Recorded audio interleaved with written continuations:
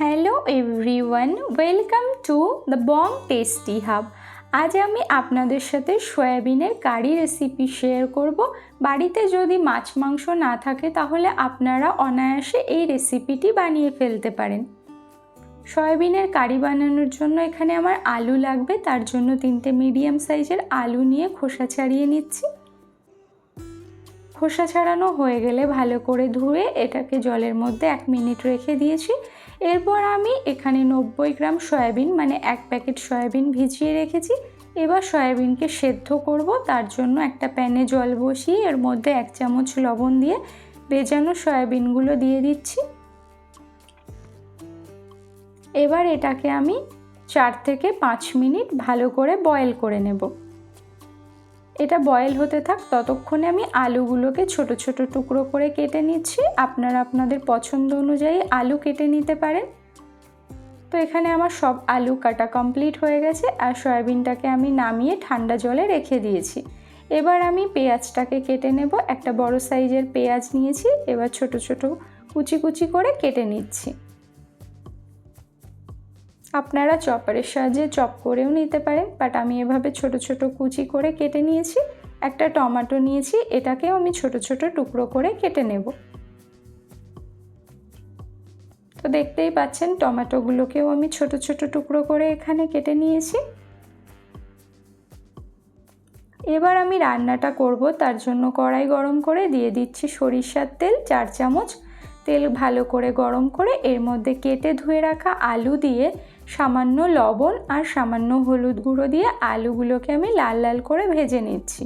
আর এই রান্নাতে আপনারা অবশ্যই আলুটাকে ভেজে ব্যবহার করবেন, তাহলে খেতে ভীষণই ভালো হবে।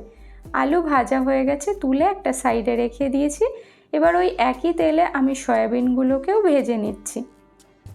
একটু সামান্য লবণ দিয়ে আমি সয়াবিনগুলোকে ভেজে নিচ্ছি। আর সয়াবিন রান্নার সময় ভেজে রান্না করলে কিন্তু স্বাদটা দ্বিগুণ হবে। তো মাঝারি আছে 2 থেকে 3 মিনিট আমি ভেজে নিয়েছি। এবার আমি এগুলোকে তুলে নিচ্ছি। আবারও আমি কড়াইতে দিয়ে দিচ্ছি 3 চামচ সরিষার তেল। ফোড়নে দিয়ে দিচ্ছি লবঙ্গ, এলাচ, দারচিনি, 1/2 চামচ গোটা জিরে আর 2টো তেজপাতা। ফোড়নটাকে আমি কয়েক সেকেন্ড ফ্রাই করে এবার এর মধ্যে অ্যাড করে দিচ্ছি পেঁয়াজ কুচি। একটা পেঁয়াজ আমি এখানে কুচি করে নিয়েছি, পেঁয়াজটাকে লাল লাল করে ভেজে নিয়েছি। এবার এর মধ্যে অ্যাড করে দিচ্ছি পেঁয়াজ বাটা 1 চামচ, রসুন বাটা 1/2 চামচ, আদা বাটা 1/2 চামচ। এবার এই সমস্ত উপকরণ খুব ভালো করে কষিয়ে নেব যাতে মশলার কাঁচা গন্ধ চলে যায়। দিয়ে দিচ্ছি জিরে গোলমরিচ বাটা 1/2 চামচ, ধনিয়া গুঁড়ো 1/2 চামচ, হলুদ গুঁড়ো 1/2 চামচ, লঙ্কা গুঁড়ো 1/2 চামচ, কালারের জন্য কাশ্মীরি লঙ্কার গুঁড়ো 1/2 চামচ। সমস্ত মশলা আমি খুব ভালো করে কষিয়ে নিচ্ছি। এবার দিয়ে দিচ্ছি একটা টমেটো কুচি, দিয়ে দিচ্ছি স্বাদ অনুযায়ী লবণ। আর লবণ দিলে টমেটো তাড়াতাড়ি সফট হয়ে যায়। ঝালটা আপনারা আপনাদের স্বাদ বুঝে ব্যবহার করবেন। মশলা যাতে পুড়ে না যায় তার জন্য সামান্য একটু জল দিয়ে মশলাটাকে আমি খুব ভালো করে কষিয়ে নিচ্ছি।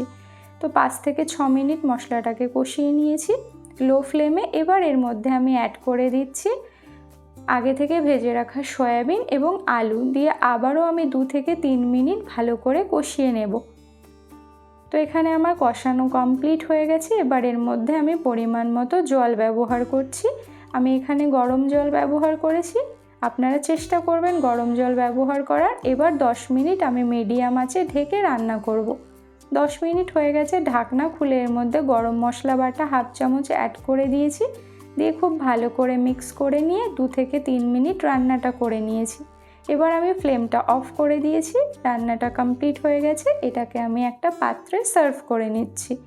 তো আমার রেসিপিটি আপনাদের কেমন লাগলো অবশ্যই কমেন্ট বক্সে জানাবেন। যদি ভালো লেগে থাকে একটা লাইক করবেন, শেয়ার করবেন।